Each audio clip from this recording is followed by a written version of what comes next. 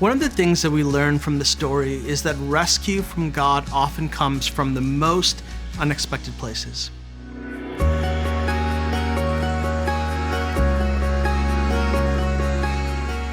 Welcome to the NIV Application Bible Podcast, where ancient truth meets your everyday world. Together, we'll explore what God's Word meant when it was written and discover how those timeless truths can transform how we live today. So, confession, sometimes I can be guilty of reading the Bible really fast. There's a tendency to try to get to, the really good stuff. I remember one Christmas, my daughter was opening up presents and she was into a huge dolls phase, and it was all about different kinds of dolls and doing all kinds of different things with the dolls, and she was obsessed with the accessories for the dolls. So we got her an entire accessories kit. It came inside of a larger box with all of her toys, and because the accessories kit was so small, it got overlooked. It wasn't until we were clearing out the living room that one of my sons found the accessories kit and yelled to Emmy, who absolutely lost it. She was so excited to find that accessories kit.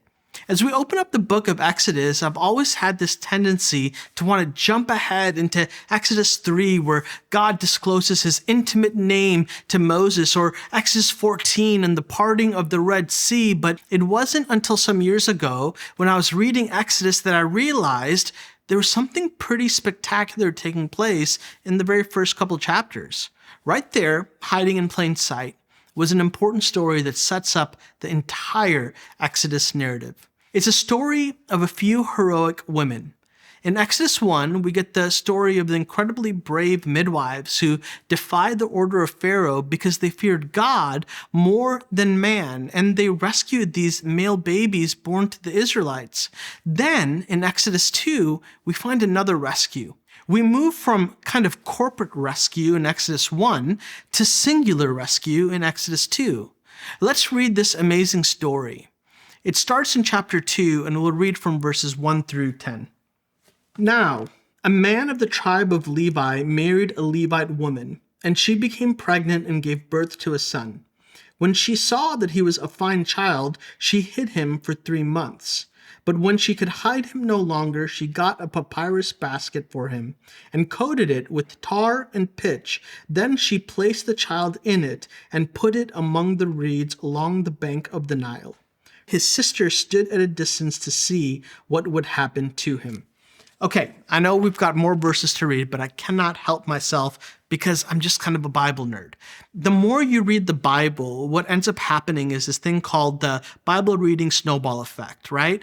You read early stories and all of a sudden like, wait a minute, this thing is happening all over again. Well, what happened all the way back earlier in Genesis, particularly Genesis chapter 6, you have the story of the flood. God saves his people by placing them in an ark to be saved through the waters.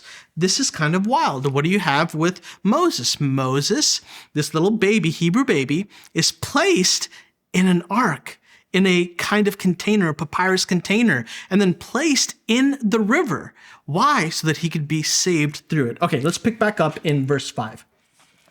Then Pharaoh's daughter went down to the Nile to bathe, and her attendants were walking along the riverbank. She saw the basket among the reeds and sent her female slave to get it. She opened it and saw the baby. He was crying, and she felt sorry for him. "This is one of the Hebrew babies," she said. Then his sister asked Pharaoh's daughter, "Shall I go and get one of the Hebrew women to nurse the baby for you?" "Yes, go," she answered. So the girl went and got the baby's mother. Now, once again, I can't help myself. I gotta pause. How epic is this older sister? Like the wherewithal to be like, wait a minute, I should pay attention to what's happening to my baby brother. And then to have like that wisdom and fortitude to step out and say, hey, by the way, I actually know somebody who's nursing right now. You want me to go grab her? I mean, this is phenomenal. Okay, let's pick back up in verse 9. Pharaoh's daughter said to her, "Take this baby and nurse him for me, and I will pay you." So the woman took the baby and nursed him. When the child grew older, she took him to Pharaoh's daughter, and he became her son. She named him Moses, saying, "I drew him out of the water." One of the things that we learn from the story is that rescue from God often comes from the most unexpected places. It can be easy to begin to resent God for not giving us the rescue we want, the way that we want it. As I've been reading through the NIV Application Bible, I've loved the honesty of the study notes and how they invite us not only into theological depth, but also the humanity of the Bible. Look at this application note attached to Exodus chapter 2. Did Moses grow up resenting his new mother because she was not an Israelite? Or is it more likely that he came to rely on her, look up to her, depend on her, love her? We should not be surprised if in the process of growing us into spiritual maturity, the Lord uses unexpected people to change us. So here is an opportunity for us. What are the unexpected things that have happened in our past that God used to grow us in spiritual maturity? I can't help but think of Moses, a kid who grew up in two cultures, amongst two peoples.